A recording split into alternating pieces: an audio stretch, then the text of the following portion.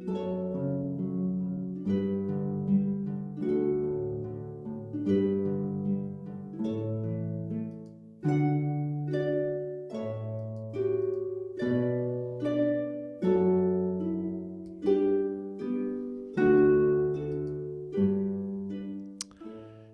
shalom, friends. It's good to be with you once again here on a Tuesday.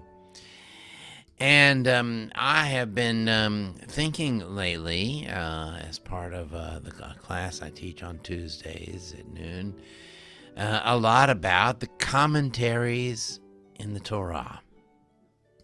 And we're blessed with thousands of years of astute and insightful commentaries on the text of the Torah. In fact, this is one of the longest Jewish traditions we have of how do we interpret the words of Torah.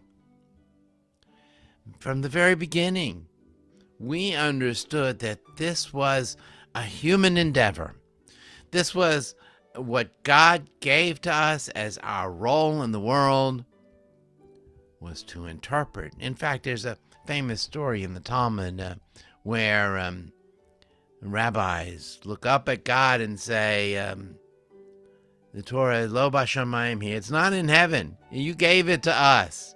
It's for us to interpret. And so we do. And in examining these interpretations, I've found some remarkable ideas, and especially concentrating on Rashi.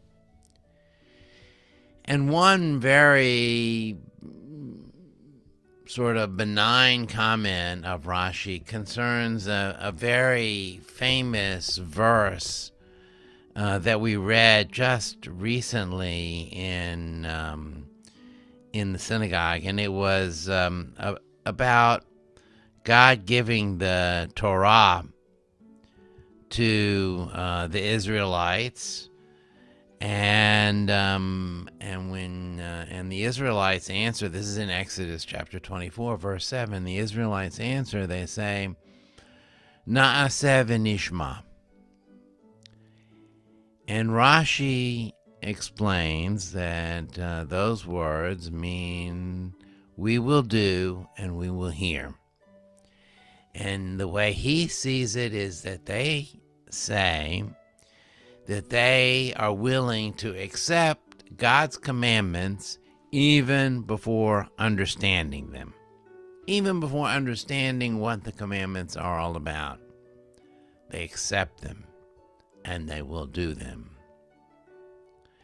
And of course, for Rashi, this highlights the trust of the Israelite people to know that these commandments were given by God and were for their benefit. But there's something else here too, and I think it's embedded in Rashi's commentary. And that is that some things in life are beyond explanation. We need to go ahead and do them. We need to go ahead and experience them. And after we experience them, maybe, just maybe, we'll be able to understand them and be able to explain what that feeling is.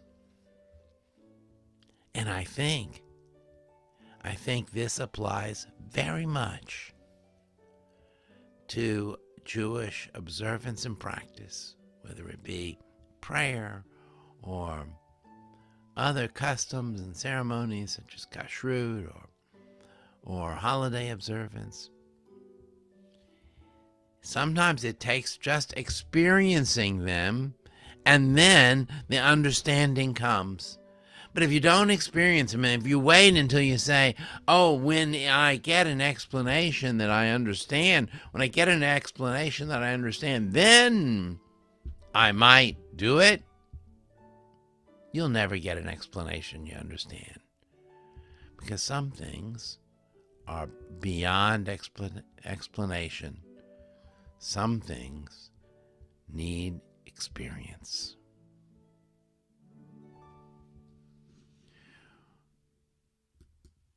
We're going to continue as we normally do with the mourner's kaddish.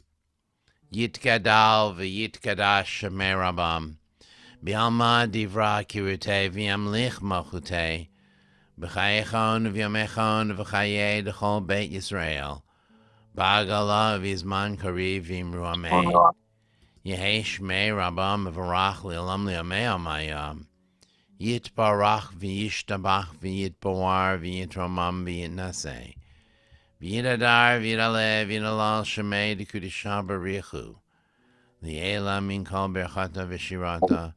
Tushbechata v'nechamata damiran be'alma v'imru amen. Yehi shlomo rabba min shemaya. V'chayim oleinu v'al kol Yisrael v'imru amen. Oseh shalom b'imramav. Hu yaseh shalom. Aleinu v'al kol Yisrael v'imru. Amen. Amen. Incidentally, for an explanation of that prayer we just did, we'll be covering that tonight in our class called Secrets of the Siddur.